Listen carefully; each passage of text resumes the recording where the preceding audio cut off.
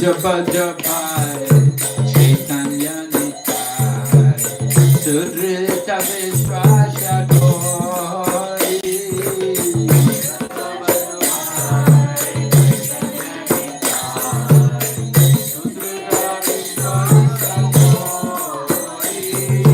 Vishai Chatiya, Sera Se Matiya, Mokhe Bolo Hari Hari.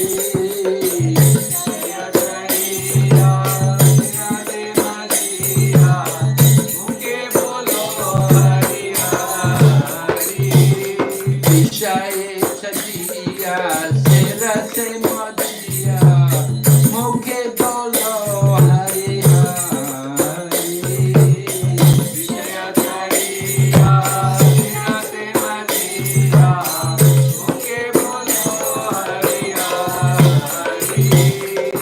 Dekho are pai, Shri Bhuvane Nyai, Emana Jaya Raja Haja.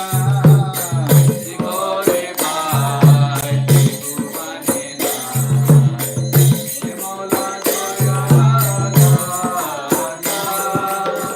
Dekho are pai, Shri Bhuvane Nyai, Emana Jaya Raja Haja.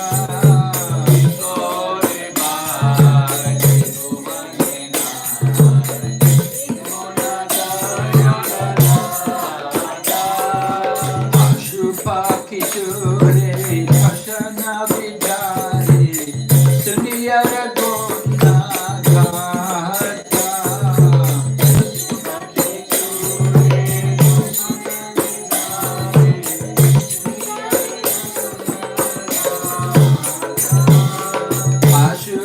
Ashupakishure Pashana Vidari Suniyara Gona Gata.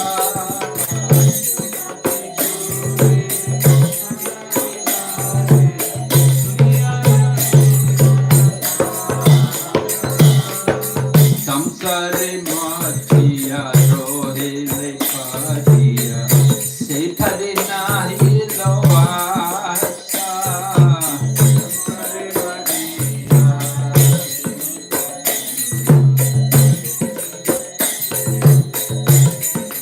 Samsare Matiya Rohile Patiya Se Pari Nahi Loasa.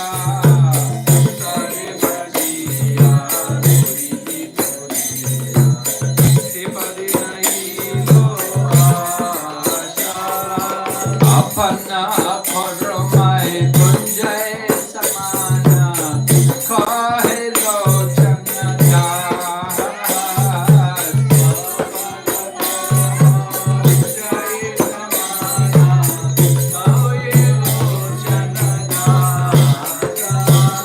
Apana Paramai Kunjay Samana Kahelo Chanada.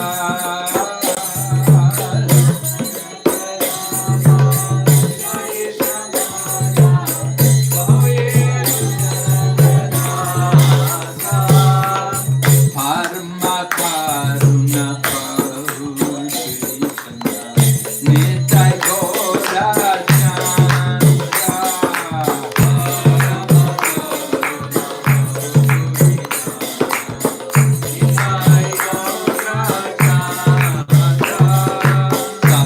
Sababatara Sarasiramani Kevalananda Kanda.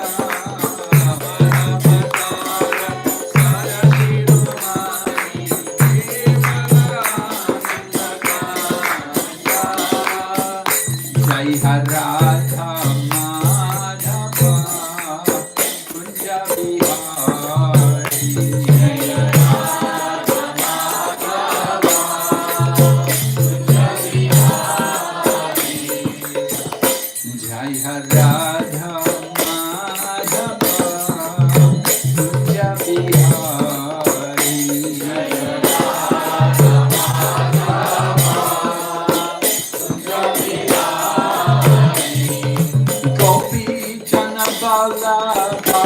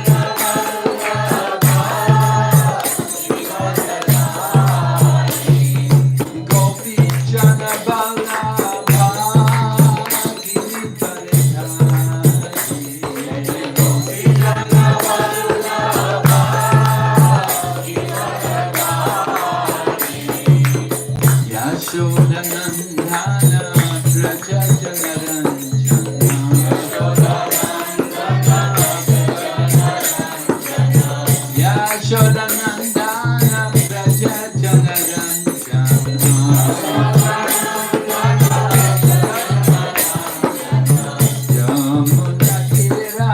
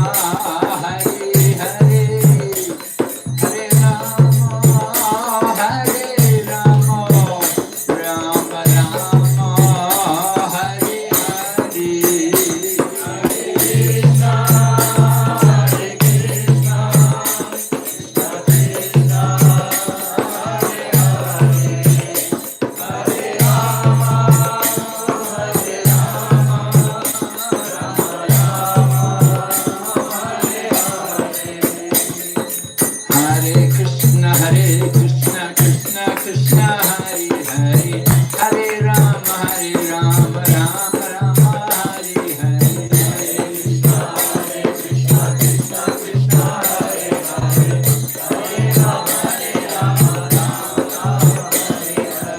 Hare Krishna Hare Krishna Krishna Krishna Hare Hare Hare Rama Rama Rama Hare Hare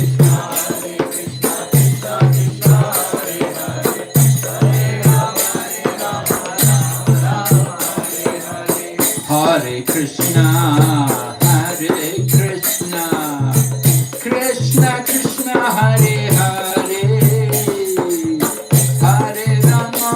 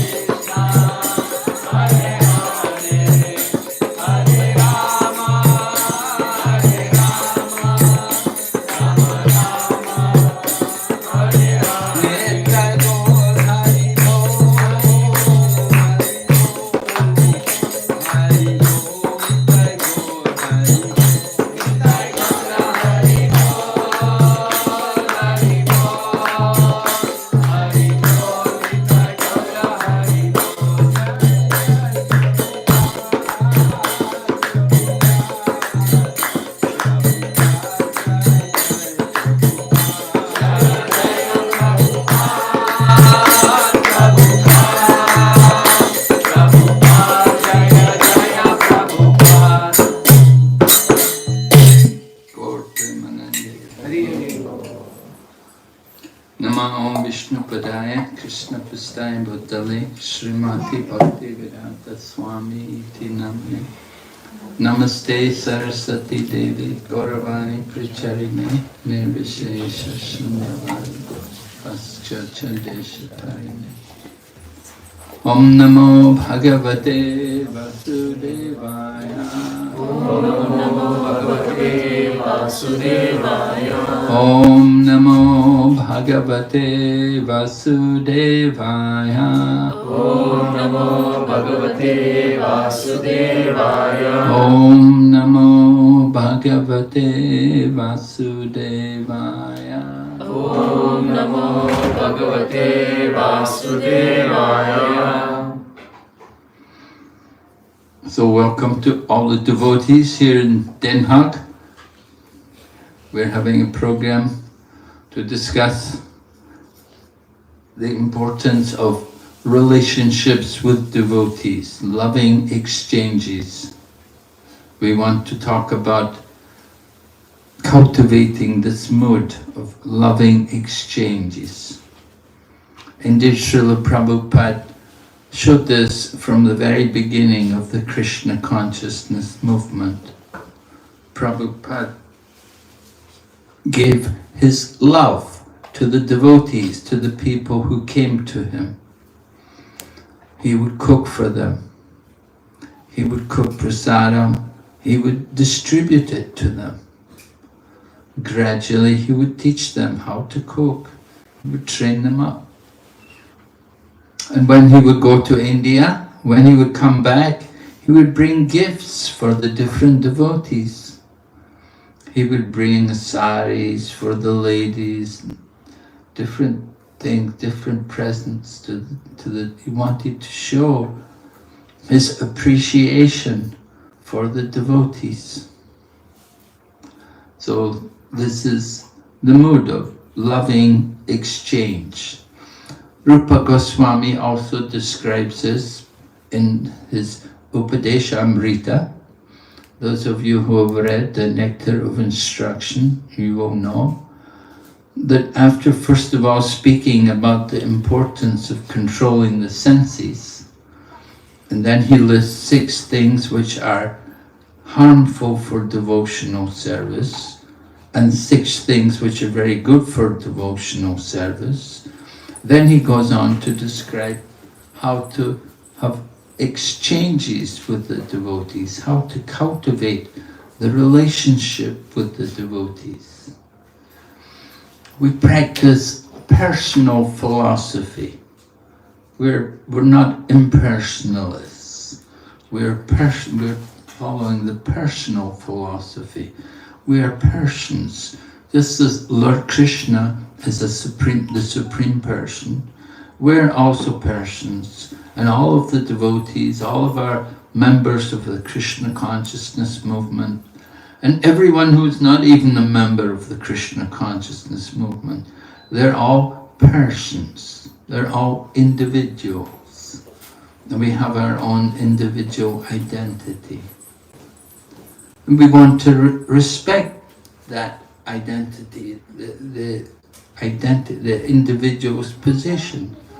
We like to give them honor and respect. So Rupa Goswami describes the loving exchange. He says, Dadati pratigrinati guyam akyati prichati bhongte bhajayate chaiva sadvidam priti lakshanam. Priti lakshanam. Loving exchange. 6 items of loving exchange. Dadati pratigrinati, offering gifts in charity and accepting charitable gifts. In the Vedic culture, the Brahmanas are allowed to live by accepting charity. But not only are they expected to accept charity, they're also expected to give charity. It's not just only getting, but it's also giving. And Srila Prabhupada used to tell people that he did not come to the Western countries to beg, but he had gone there to give. He'd come to these countries like here, and Prabhupada came to England, he came to Germany, as well as the USA. He went to France, he even visited Italy. So, of course, he came here in Holland, Amsterdam, and Prabhupada came to give. He came to give the most valuable thing. Maybe not the thing which we expected to get, but he came to give that most valuable treasure, the treasure of love of God, love of Krishna. So this is the mood of the real devotee, that they want to give. Kavi Karnapur, who wrote important literatures about teachings of Chaitanya Mahaprabhu, he describes that Brahmanas are supposed to follow any one of 6 occupations. A Brahmana's duty is to worship the deity and to teach others to worship the deity. They're also expected to study scriptures and to teach the scriptures. And they're allowed to accept charity and to give charity. This is what is actually the prescribed duties of a Brahman. You don't find too many real Brahmins today in the Kali Yuga. You know, I used to be engaged in India. I was staying in Calcutta for some time, and we used to have to enroll people as life members to become a life member of the society. And we would go to places like Birla House. You know, Birlas, they have a very big industry, powerful family, one of the powerful Hindu families in India, the Birlas. So I would go to Birla House, and many people there, they'd say, yes, we are Brahmin. You know, they're sitting there in the office, working in the corporate industry, and they're saying, we're Brahmins. My father or my grandfather, he was a priest, he was a pujari. And now Mr. Thakur, what are you doing? Now Mr. Sharma, what are you doing? Now Mr. Purohit, what are you doing? Yes, we are working now in the office. We have become Sudra. Right? Doing the work. But in the Kali Yuga, everyone practically is like that. We're all Sudra, born like that. So the Brahmana is meant to work in teaching the deity, worshipping the deity. That doesn't satisfy people very much. They want to make a lot of money. You know, they're eager to have economic development, to have a big salary. It means more to them than simply ringing the bell and chanting mantras in the temple.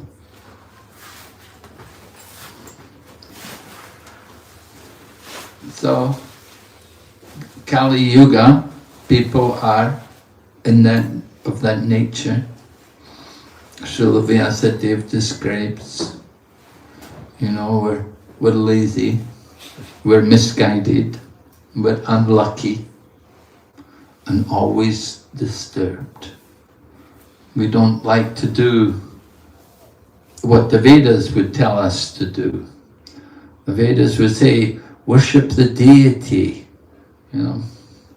That is a religious duty for the Brahmana, to worship the deity and to study scriptures. People think, oh, I'll do that when I'm old, when I'm retired. Let me make money now. Later on, when I'm retired, I can do these things. Anyway, Kavi Karnapurna, he says that people in the Brahmanas in the Kali Yuga, they're expert in only one thing, taking the charity. They don't give charity, they don't study scriptures, they don't worship, but they take charity. And they'll live like that. So this is, of course, not how it's meant to be. They can take, they're meant to also give. And Srila Prabhupada did give. If people gave him charity, he would say, put it in my book fund. And it would go into his book fund. Money would be used to print books. And then the books could be distributed to the world. So Srila Prabhupada wanted to give. And not only did he want to give his books, but of course he had us give the holy name.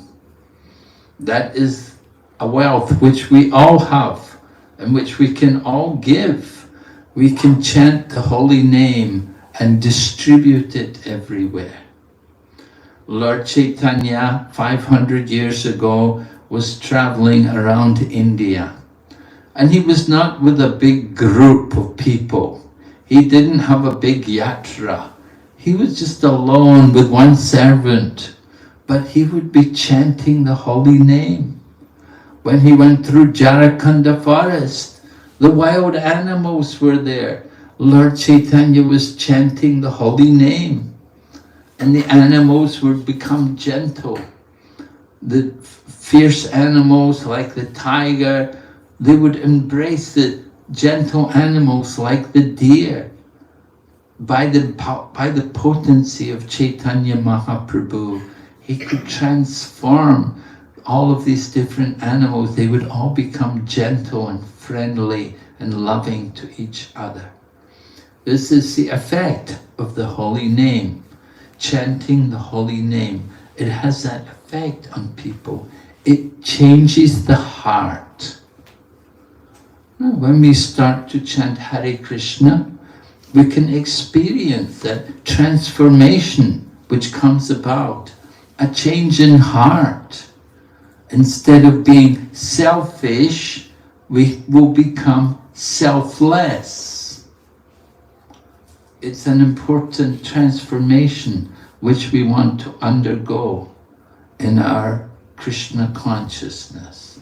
We want, every day, we want to become less and less selfish and more selfless.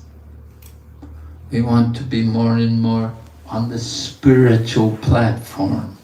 To be selfish means to be on the bodily platform, thinking of ourselves as this body. So that is the grossest ignorance. But as we become purified, then we understand more of our spiritual nature, and we begin to think of ourselves as a spiritual being. Not only think of ourselves as a spirit soul, but to see all others as spiritual beings. Srila Prabhupada had gone to Australia, and the devotees there had arranged for him to go to a monastery. It was a Christian monastery, and they were connected with the Christian saint, Saint Francis of Assisi. So these monks were very nice to Srila Prabhupada. They were very respectful, and they arranged a very nice fruit meal for Srila Prabhupada. And they were telling Srila Prabhupada that Saint Francis used to address the flowers as, "My dear sister flower, and my dear brother tree. In other words, he was seeing all the flowers and plants and trees as brothers and sisters. And when Srila Prabhupada heard this, he said, oh, that is real God consciousness. Prabhupada greatly appreciated that this Christian saint had that kind of consciousness. So the monks very much appreciated Srila Prabhupada, that he had an appreciation for their patron saint. So we need to also develop this kind of feeling, loving exchanges for others. In the third canto of Srimad Bhagavatam, Lord Kapila is speaking to his mother Devahuti about deity worship. And he explains how someone may be worshipping the deity, and they may see Krishna in the deity, they may see the deity as Krishna, but they don't see Krishna in the heart of all the people. They simply see the deity as Krishna, but they don't see how Krishna is also present in the heart of all the people. So that kind of worship, that is actually the Kanista platform. We're thinking God is simply in the temple, He's simply in the deity. Of course, God is not only in the deity, He's in the heart of every living entity. But one has to be a little purified in order to understand like that. We want to come to that kind of consciousness. And when we come to that kind of consciousness, when we can actually see Krishna in the hearts of others, then that is Paramatma vision, the vision of Paramatma, described in Bhagavad Gita. Vidya Vinaya Sampani Brahmani Kavihastani Suni Chaiva Swapakicha Samopandita Darshana. The learned person sees with an equal vision the learned and gentle Brahmana, the elephant, the cow, the dog, and the dog eater. They're seeing Paramatma in everyone. Of course, that's one level of realization, and we can go on from that to understand higher things, that the Lord is not only in the hearts of everyone, but He is also there as a person. And He's existing in His own abode, and He has His own home, and He has His family and His friends. Krishna Janika Namahi, Gokula Janika Dhamahi. Right? Krishna has his home, he has his family, and he's not alone. Krishna's with his devotees.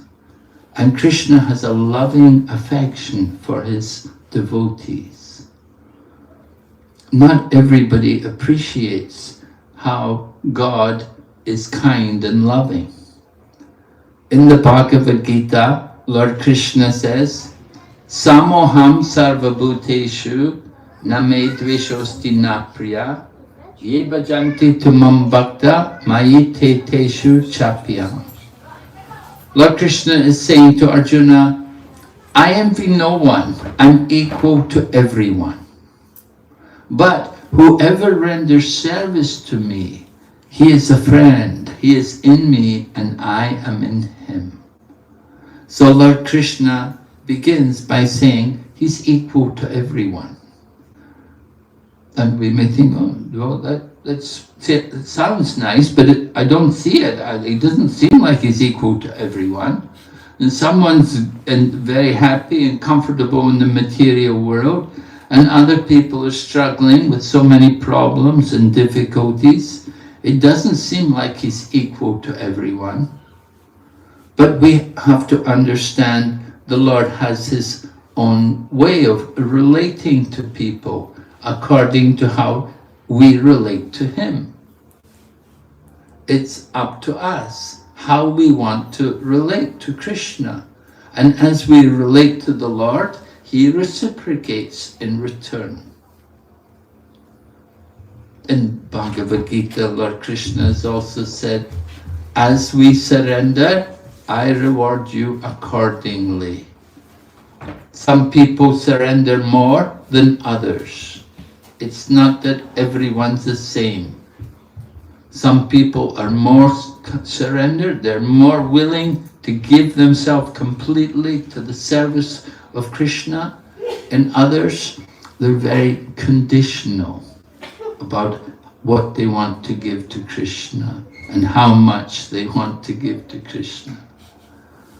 So Krishna understands everyone's mood and he relates to everyone in return.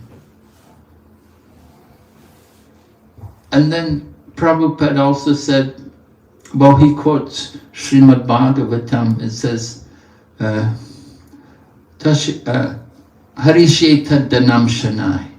Lord Krishna is saying, when I am very merciful to someone, I take everything away from them. Special mercy, right? I take everything away from them. In that helpless condition, they surrender to me. So that is a special reciprocation from Krishna. Right? Srila Prabhupada also said he was in that situation. That Krishna took everything away from him. That initially he was thinking, I will do business and I will make money and I will give it to my guru. But his business failed and he lost the money. People cheated and so on. People didn't pay him things.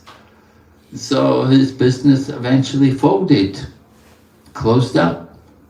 And Srila Prabhupada had financial difficulties. And then the family, seeing he no longer had any money, they became disrespectful. They didn't have the same respect for him anymore because he was not providing for their needs the same. So it created some difficulty, and Srila Prabhupada understood this is the arrangement of Krishna. And he understood it was time for him to go out from the house. Krishna took away everything from him. His comfortable home and the respectful family and the business, they were all gone. So it was an arrangement of Krishna to facilitate surrender so that he could come closer to Krishna and take up more direct service to Krishna. Only devotees, it takes a pure heart to see the hand of Krishna in these situations.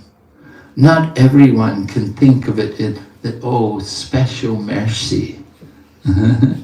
Others will lament, oh, why Krishna could do this to me? Why Krishna took everything from me? What did I do? I didn't do anything to deserve this.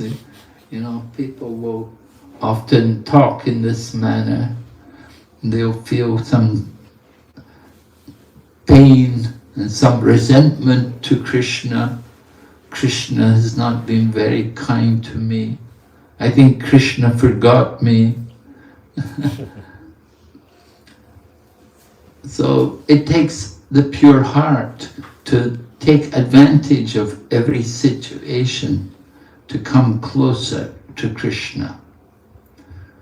And we see that, for example, how Queen Kunti describes her relationship with Krishna in her prayers to Lord Krishna. She's saying, Vipada Shantuta Tasvat Tatra Tatra Jagat Guru.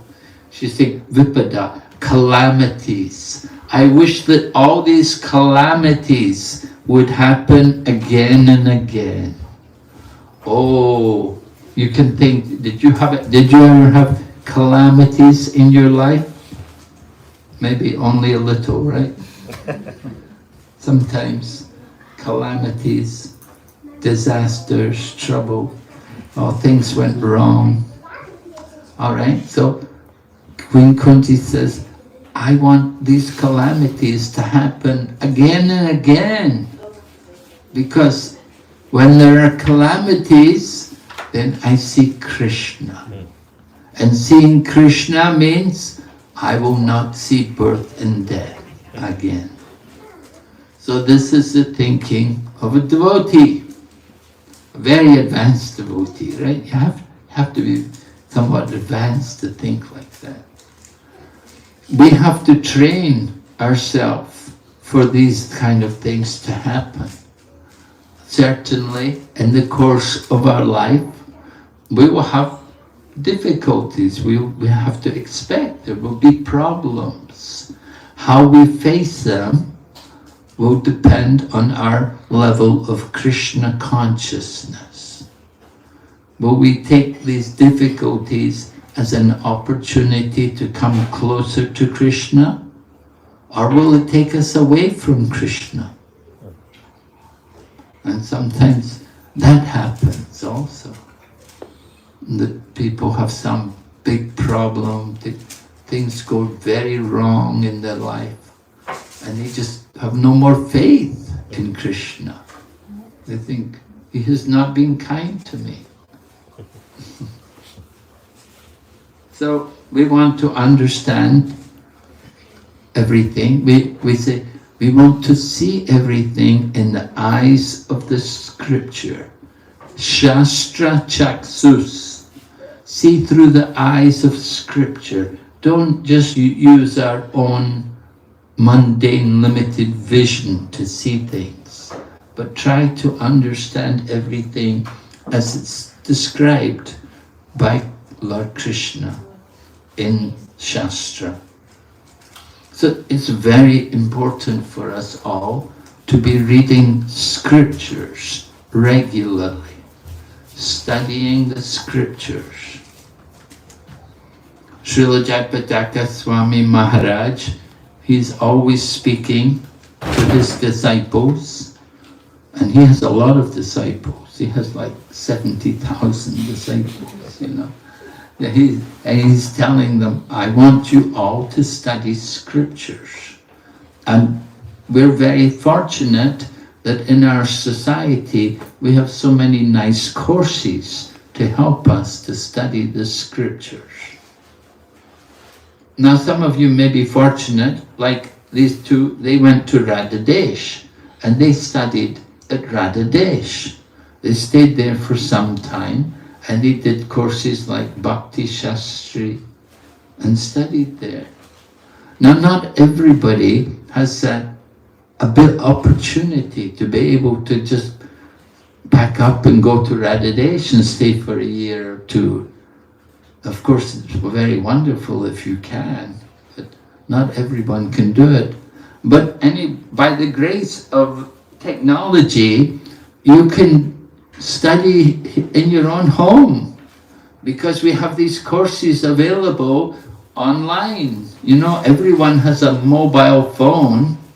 I'm sure every one of you have got a mobile phone, and you can use it to log in, to hear courses, and to attend classes, and to take these courses like Bhakti Shastri and study the scriptures. It's very important for us because it will train our mind how to deal with difficulties which come in our life.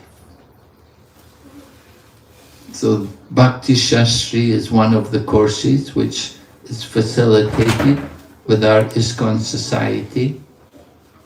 And you can attend the classes online. Usually they have usually 2 classes a week, usually Saturday and Sunday, for a couple of hours each class.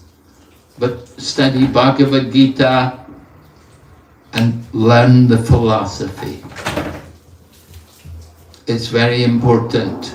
Everyone has to learn the philosophy, learn slokas from Bhagavad Gita and recite these slokas. Often people, unfortunately, they learn slokas and then they forget them. You ask them, well, what was that verse? We don't remember. We have to use everything, what we learn. And we have to use it to remind ourselves and to remind others also, to teach others. We want to give Krishna consciousness. The more we give Krishna consciousness to others, the more we get it ourselves. Right? The more we chant the holy name, the louder we chant, the more people hear and benefit, and we also benefit. So we want to take advantage of this Krishna conscious process, speaking about Krishna, telling everyone about Krishna. This is the instruction of Chaitanya Mahaprabhu. When he was in Kurmakshetra, on the way coming from Jagannath Puri, out of Puri, going south towards Chennai, going towards Vishakhapatnam, there's Kurmakshetra. And Lord Chaitanya was there, and he met a Brahmana, and the Brahmana brought him to his home. And the Brahmana showed very nice, loving respect for Lord Chaitanya. He brought him to his home and fed him, honored him. Lord Chaitanya was very happy.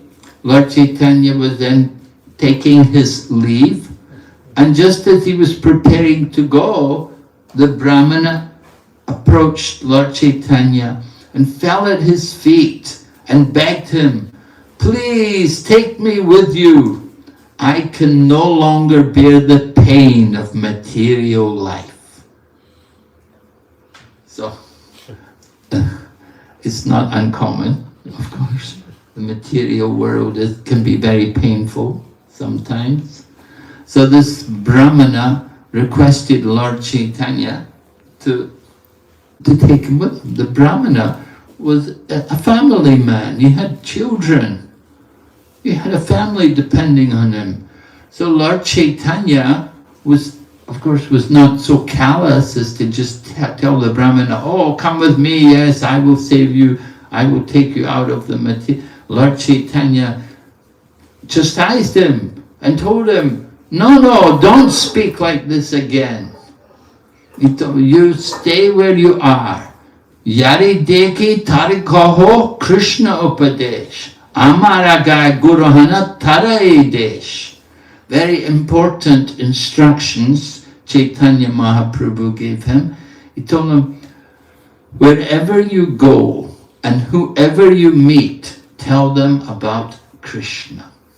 And in this way, you become a spiritual teacher and save the land.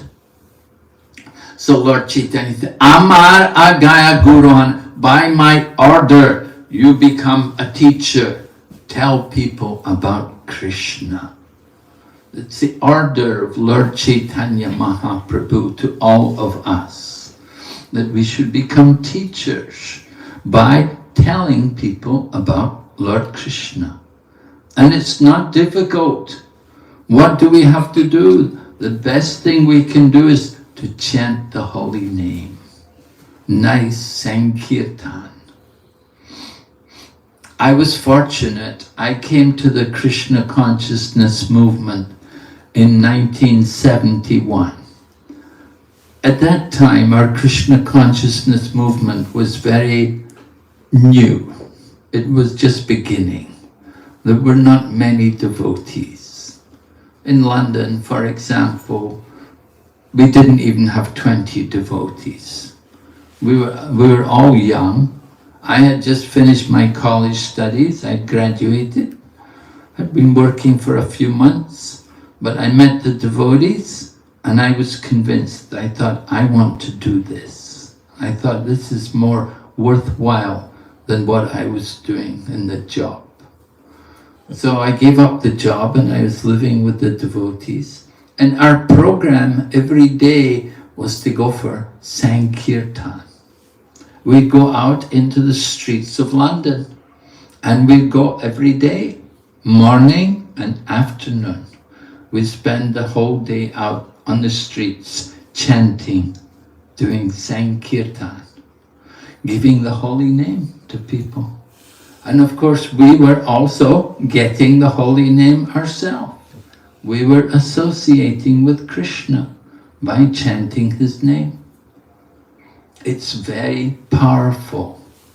Prabhupada ordered all the devotees should join the Sankirtan party as soon as possible. It's very nice to go for Sankirtan. Nowadays, of course, you don't get so many people going for Sankirtan. They do a lot of things, go to the job, right? Go to the office, go to the factory, whatever. But if you can go for Sankirtan, it's also very nice, very powerful to go out on the streets and to chant the holy name and to give Krishna to others. There is giving. Well, people may say, why don't you do something useful? Why don't you get a job? No, you have the job. I'm doing my job, you do your job. You know? We have to preach to people, we have to explain to them there's a need for the chanting of the holy name. Srila Prabhupada went to Geneva 50 years ago. Actually, just this month we were celebrating the 50th anniversary. Srila Prabhupada coming to Geneva. He spent 10 days there. So while he was there, he met the mayor from Geneva. And the mayor of Geneva asked him, Swamiji, what will happen if all the young men become Hare Krishnas? Because the mayor was seeing so many young people join the Hare Krishna movement. And so he asked Prabhupada, he said, Swamiji, what will happen if all the young men become Hare Krishna? And so Prabhupada explained to him about Varnashram. He said, well, not everybody will be, Brahmana. Not everyone will be chanting Hare Krishna. There will be also the Kshatriya, the managerial type of people. There will be the Vaishya, the business people, and there will be the workers also.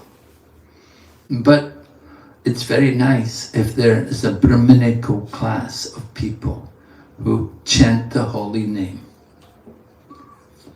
Shankaracharya, Sripad Shankaracharya brought back the Vedic system into the world. It had become degraded, and that was where Buddhism came. Buddhism, came because of the degradation of the Brahminical class. The Brahmanas had become corrupt and degraded. They were encouraging animal slaughter. And so Lord Buddha came and led the people away from the Vedas, led the people away from Varnashram. People thought, very good, we're all equal. Previously they were thinking, Brahmanas are high class and we're all low class. But now Buddhism was coming, we're all equal, we're all the same. So they thought it's very good. Of course, after some time they realized we're not all the same. It's not all the same. Not everyone is the same. There are differences. Just like we see, some people are very intelligent and others are not. Some people are very wealthy, others are not. Some people are very pious and others are more sinful. People are not the same. Why? Well, it's due to our samskars, our past karma. But the Vedic culture is there to divide the society according to guna and karma. Chatur varnam ayashristam guna karma vibhagashaha. Krishna said, I created the divisions of society according to guna, quality, and karma, work. So according to quality and work, not according to birth. Birth is not the system. Birth is an advantage to people, but it's not the criterion. It's certainly a help if you have a good birth, but it's not, just like your father may be a high court judge, it does not mean you're also a high court judge. Your father may be doctor, it doesn't mean you're also doctor. You have to qualify. So your father is a Brahmana, you should also become like a Brahmana, cultivate the Brahminical qualities as described in Bhagavad Gita. Qualities of the Brahmana. Samo damas tapas socham shantir arjavam evacha jnana vijnanam astikyam brahma karma svabhavajam. In Bhagavad Gita, Lord Krishna describes the different qualities of the different varnas. Brahmana is the head of the the social body. He has 9 qualities. It's the most challenging position in society. You have to have 9 qualities to be actual Brahmana. Brahmana should be peaceful, self-control, pure. He should be austere. He should have knowledge. He should have detachment. He should have religiousness. These things are all required for the Brahmana. Brahmana, he's caring for others.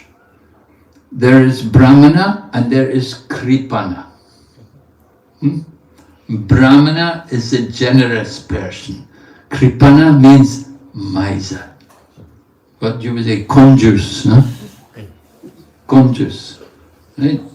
The miser, he's got money, he likes to count it. He likes to play with it, he doesn't spend it. Maybe he doesn't have a wife.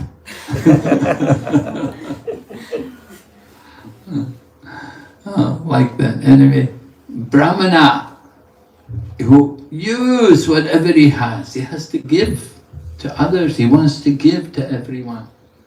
Doesn't want to keep for himself. Right? The Kripana, the miserly person, he will waste the human life. But the Brahmana will use it nicely for others. We see examples like Dadichi Muni in Srimad Bhagavatam. You've read about Dadichi Muni, how Vritasura was killing the demigods. Indra approached the Lord. He asked Lord Narayan, can you kill him for me? Lord Narayan, I'm not going to kill him. You kill him yourself. Yeah. And Lord Narayan told, you go to Dadichi and ask Dadichi to give the bones from his body and then take his bones to Vishwakarma. He'll make you a weapon and he could use that weapon to kill him. So it sounds easy enough, right? All you have to do is go to Dadichi and ask him, could you give me the bones from your body?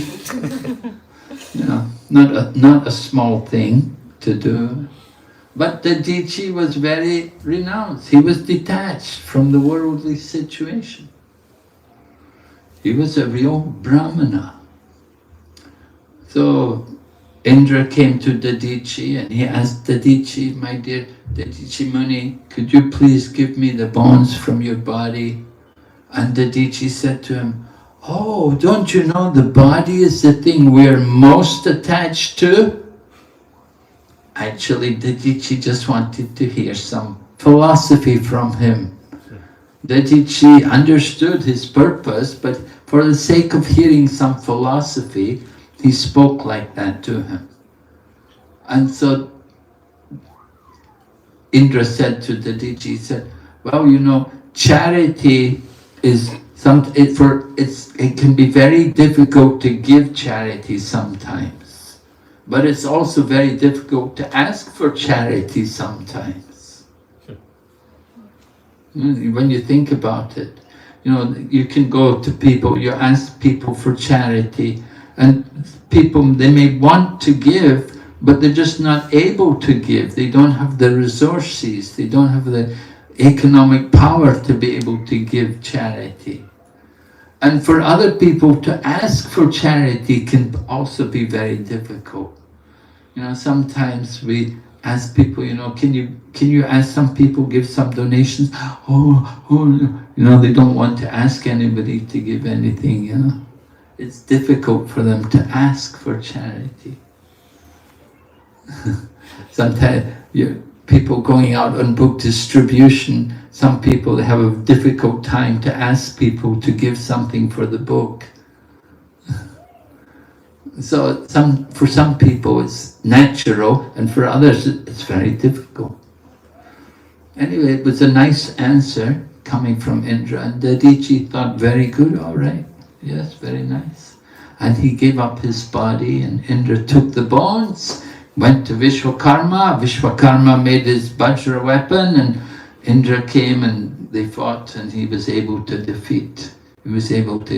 cut the body of Vishwamitra to pieces and defeat Vritasura. So charity, giving charity, very good thing to do. Of course, there's different kinds of charity. There's charity in goodness, charity in passion, and charity in ignorance. Just like if you give money to an alcoholic, he may come to you, he wants to buy another beer, or somebody's a drug addict and they want to go and get more drugs. You don't want to give these kind of people money. They're going to go and do more sinful activity. And if you give them money, then you get karma for that also. And to give in charity and passion means you want to get the credit for it, that you want people to know that you're very pious, you're very noble, you did this. And a lot of people, they like that, they would like to know how much, my name will be there. And they'll give more charity if their name is put in bigger letters, But charity in the mode of goodness is done without others knowing about it. And it's given, charity in the mode of goodness will be given to the service of the saintly persons, that they will use it for some worthwhile purpose, like printing literature, building temples, and so on, these kind of things. This is the activities of the saintly persons. So saintly people also use money. They're not afraid of money. Sometimes people promote that a real sadhu won't touch money. But a real saintly person will touch money, and they'll use it all for Krishna. They're not afraid of it. They'll take it and use it for Krishna's service. That is proper use of wealth. We shouldn't think that we have to, don't touch it, you'll get contaminated. No, if you use everything for Krishna. Rupa Goswami has taught, Nirbandha Krishna Sambandhe Yukta Vairagya Uchate. Actual renunciation, to use everything in relation to Krishna.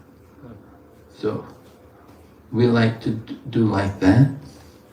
We try to dovetail everything in Krishna's service. Krishna consciousness, this technology, we're using these mobile phones and amplifiers and things, we're using them in the service of Lord Krishna. It's not material. They're being spiritualized by being used in the service of Lord Krishna. So charity in the mode of goodness is the highest charity, and the highest charity is to give for Krishna consciousness, to help to distribute Krishna consciousness everywhere. So our devotees, we would go out on Sankirtan And we would do like that. We would be distributing books and chanting the holy name, trying to give Krishna consciousness. So offering gifts and accepting gifts, that's the loving reciprocation. Prabhupada describes in that purport to the Upadeshamrita that life members, people give us an amount of money to become a life member, and we give them our literature, and we give them prasadam, and so on. When they come to the temple, we will give them prasadam, and we try to show our appreciation for their contribution to the Krishna consciousness movement. And Prabhupada also described about how that the Englishman, George Harrison, who was a world famous musician, how he purchased the Bhaktivedanta Manor and donated it to the Krishna consciousness movement. So, of course, that was an act of very great charity on his behalf. Krishna had given him a lot of money, and he wanted to use it for the service of Krishna. And he met Prabhupada, and Prabhupada had spoken to him, and Prabhupada never asked him to do anything, but he himself wanted to do it. He was inspired from the heart that he should do this for Krishna. So Lord Krishna acts on the heart. Tesham satata yuktanam bhajatam priti purvakam dadadi buddhi yogam tam yenamam upayanti te. To those who are constantly devoted to me and who worship me with love, I give them the understanding by which they may come to me. So Krishna acts on the heart. He tells us, do this, give this. You've got a lot of money, use it for Krishna. Build a temple. If you have a lot of money, you can build a temple for Krishna. If you don't have much money, if you just have a little garden, grow some tulsi in your garden. Grow tulsis and offer the tulsis to Krishna. Everyone can worship Krishna according to their means. Kolaveka Sridhar was a nice example. Kolaveka Sridhar, a great devotee of Sri Chaitanya Mahaprabhu, he had only a few banana trees. He had some small banana plantation. But whatever income he got from his bananas, every day he would spend 50% of his income to worship Mother Ganges. So, a very ideal example. Wealthy people should do like that. Rupa Goswami, when he was retiring from his service in the Mohammedan government, he had amassed a lot of wealth, and he divided it in a very exemplary manner. 50% was given to the service of the Vaishnavas and Brahmins. 25% was given to the family members, and 25% was kept for his own emergency purpose. Srila Prabhupada said, this is very good, very exemplary manner. Do like that. Everyone's encouraged. Try to give 50%. Of course, that's for wealthy people. For ordinary people, ordinary common people, they don't have much money. They're just struggling to maintain their daily life. They cannot be expected to give 50%. They're just maintaining their life. But those who have a lot of wealth, like Rupa Goswami, he was very wealthy. His wealth had so much wealth, could fill a boat. So 50%, okay. Those who have the means, they should use it for the service of Krishna. If they don't use it for Krishna, it will go to doctors and lawyers. Right? That's where the money goes these days. You get involved in legal disputes, or you spend the money all in hospitals, paying doctors to do things for you. So that's not very pleasant. You don't get any benefit from that. But if you give your money to build a temple for Krishna, then you go to Krishna. You can go to Krishna. Krishna's home will be there. Krishna will welcome you because you built a home for Krishna here. So when you go back to Godhead, Krishna has a home for you there. Reciprocation, loving reciprocation. Krishna is inviting all of us to participate in his pastimes. We have this opportunity. So we offer gifts in charity, we accept charity, we offer prasadam, we accept prasadam, and we inquire confidentially and reveal our minds in confidence. Inquiring confidentially, we should inquire about the subject matter of the scriptures and the philosophy of Krishna consciousness. We want to understand it more deeply. Try to understand the message of the scriptures. Certainly there are many points which are not so easily understood. But we can inquire. We can inquire from the devotees. We should hear from the saintly devotees, sadhu, shastra and guru. So hearing from the books is also very good. We have commentaries by the acharyas, and we have association, so many sadhus in our Krishna consciousness movement. And you're fortunate, you're getting visitors, they're coming here. In the past, so many saintly devotees came here. We know His Holiness Bhakti Charu Swami Maharaj was coming here regularly for many years. I was in Zurich, they told me he came there for 30 years. Every year he would come. And so was he also coming in Holland? Yes, Maharaj. Yes, for many years. He's coming also here in Holland. And so you were so fortunate to be blessed by his divine association.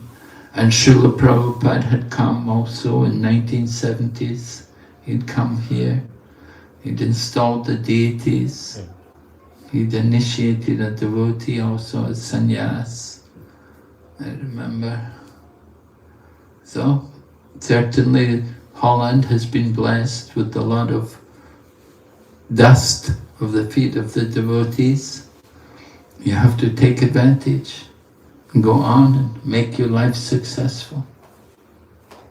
Okay, thank you very much. Hare Krishna. Thank you, sir. Thank you very much, Maharaj. Any questions? Anyone?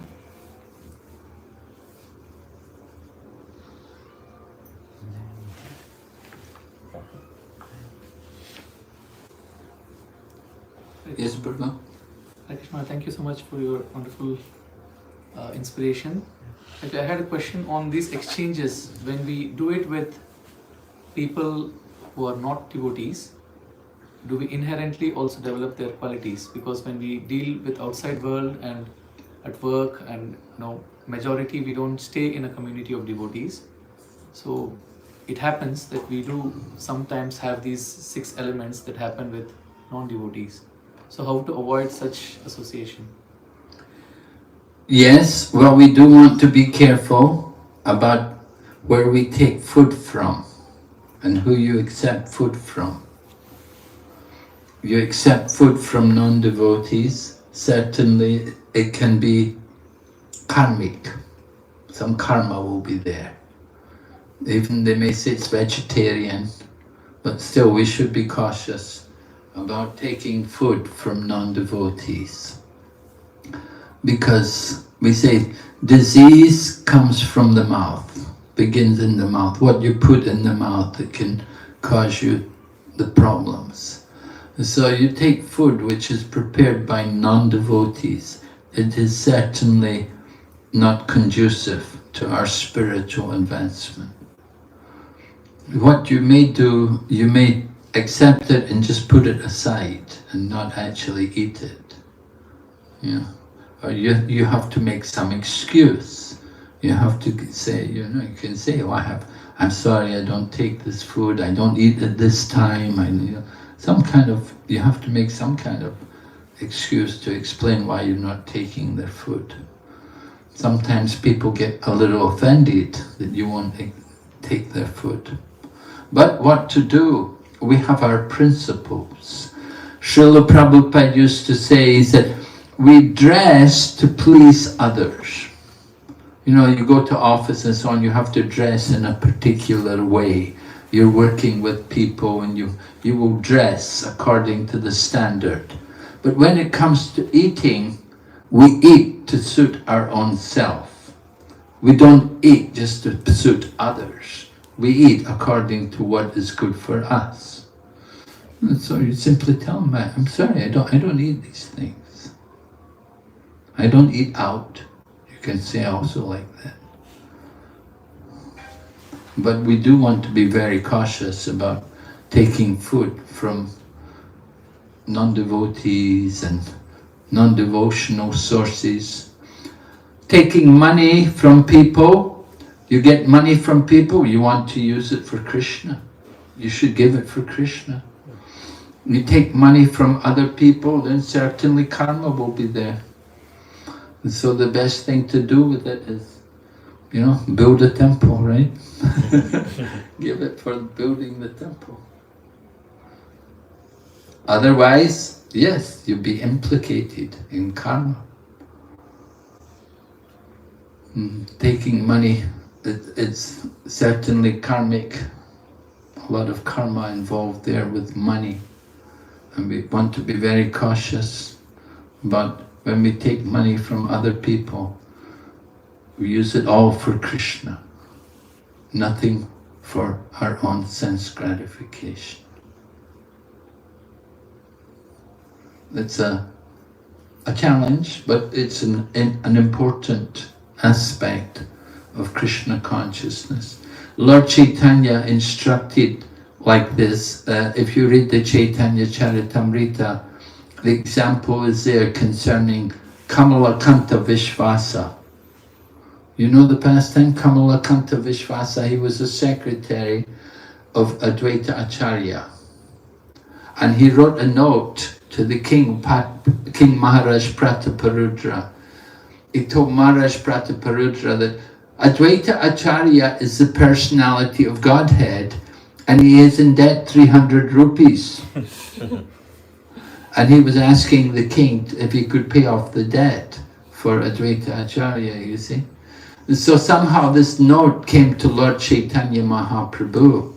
And Lord Chaitanya Mahaprabhu read the note and said, it's very good. Advaita Acharya is the personality of Godhead.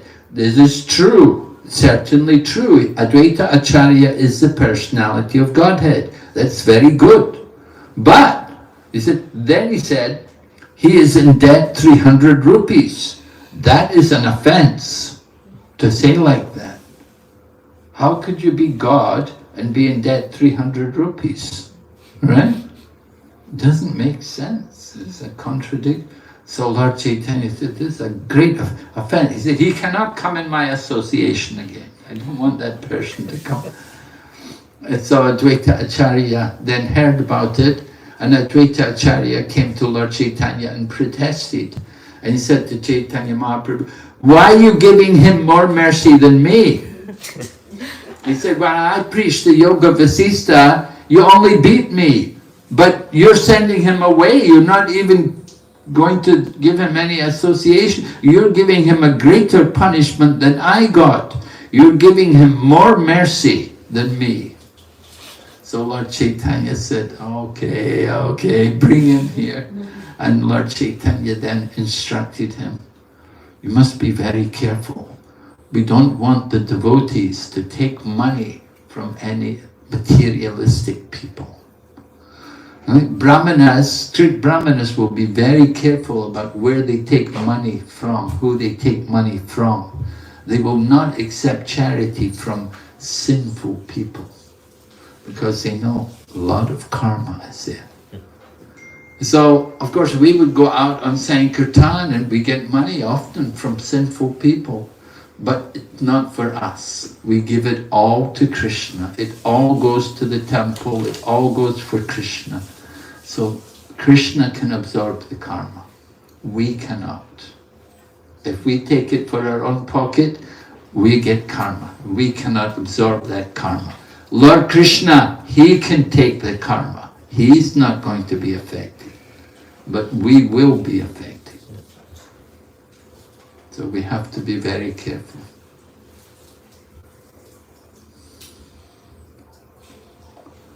Okay. Yes, Manaji? Krishna Maharaj, thank you. I have a question about how to see when we get problems, like we're building now the temple, but we get, there's some difficulties coming on our path. So how to see, how to understand what Krishna wants from us. Well, we have to be guided by Sadhu, Shastra and Guru. You have to constantly pray to Lord Krishna to reveal to you what He wants, and you have to be willing to hear from the sadhus and the Shastra and the Guru, and they will reveal to you what Krishna wants. Not just simply by our own efforts, but by the grace of association, simply devotees, and by hearing from the Shastra, then it will become clear to us what Lord Krishna wants.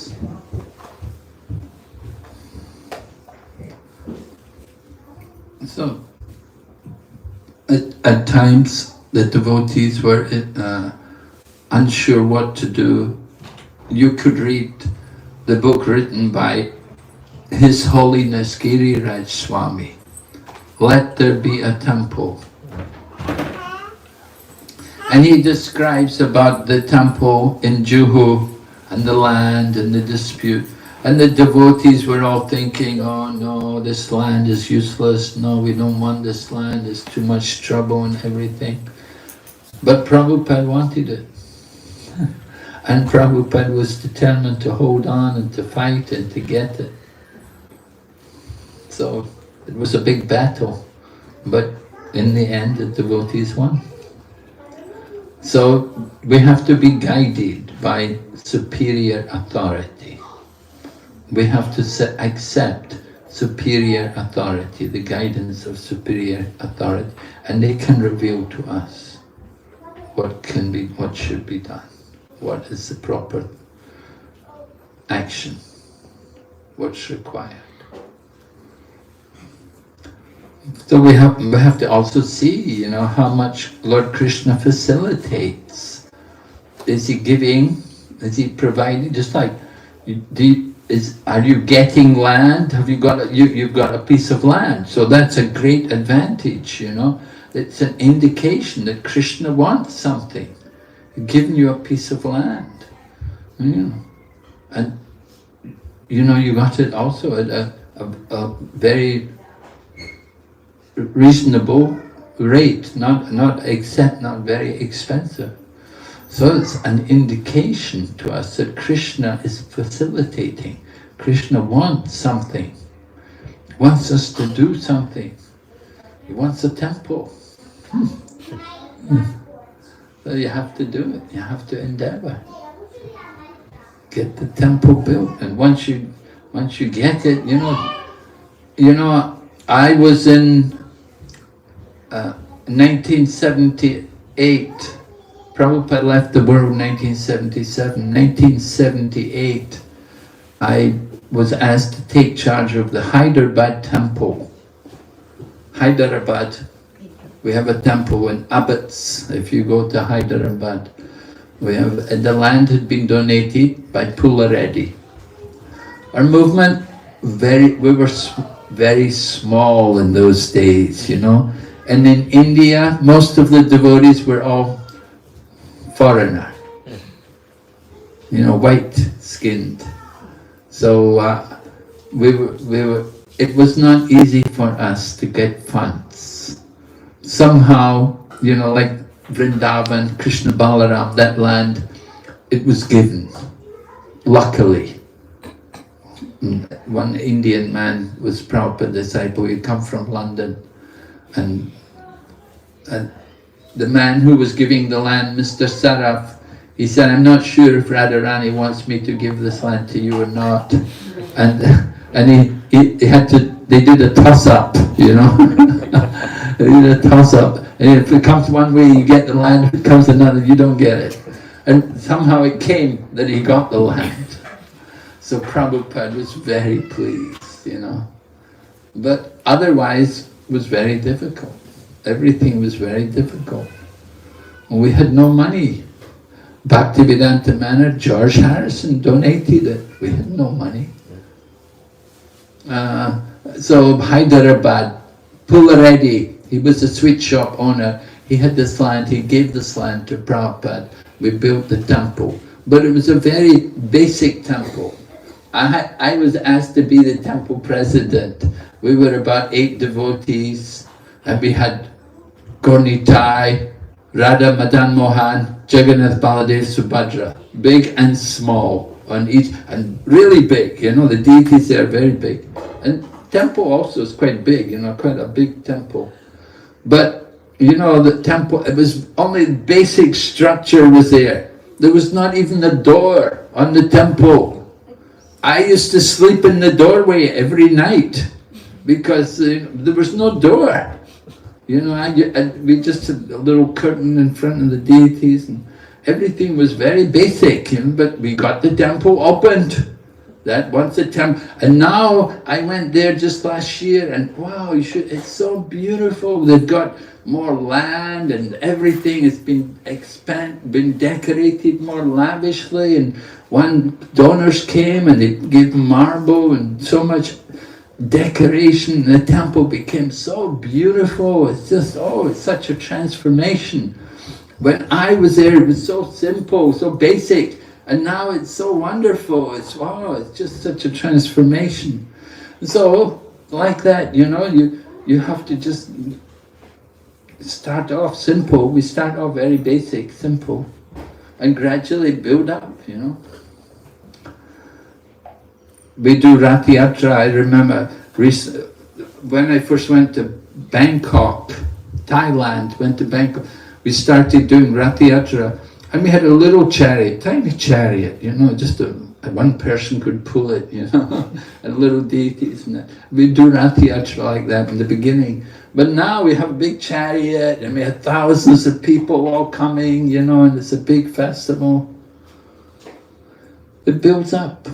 So the same way, the temple, you know, you get the temple opened, and gradually you can build it up, you know. Just Prabhupada was just encouraging the devotees, get the temple opened. And then once it's open, then you keep it opened. It doesn't close.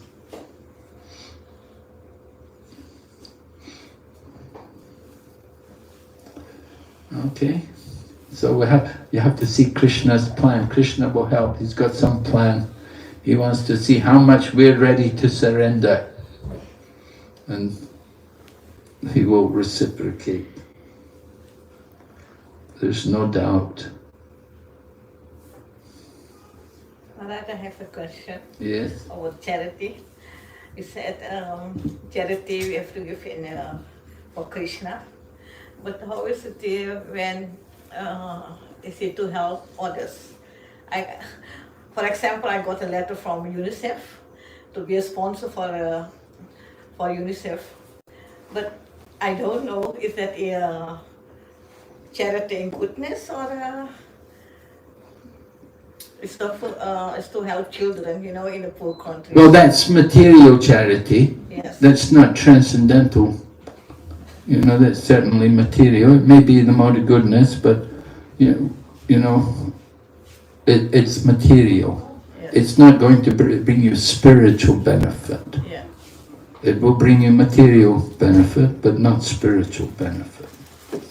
You do charity for UNICEF, they're helping children, yeah, very pious, good, but it's not spiritual.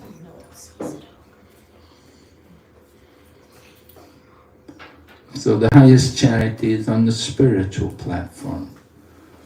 That charity on the spiritual platform will help to awaken you to Krishna consciousness. Charity you do charity on the material platform will bring you material benefit. Means next life, you may be a child, you may get fed, or you may get taken care of. It's better to get for food for life. Yeah.